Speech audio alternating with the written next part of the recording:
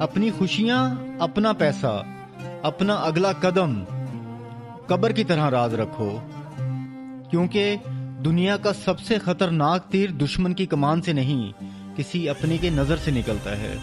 یاد رکھنا، لوگ تمہاری محنت سے نہیں جلتے، وہ تمہاری قسمت سے جلتے ہیں۔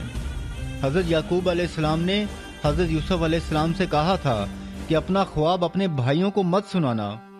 جب ایک نبی کو اپنوں کی حسد سے خطرہ ہو سکتا ہے تو پھر میں اور آپ کیا چیز ہیں؟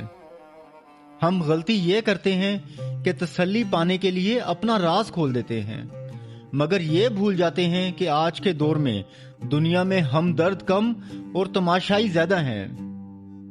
اس لیے اپنی کامیابی کا شور مچانا ہے تو مچاؤ، لیکن تیاری خاموشی سے کرو، کیونکہ شکار کرنے والا شیر دھارتا نہیں ہے۔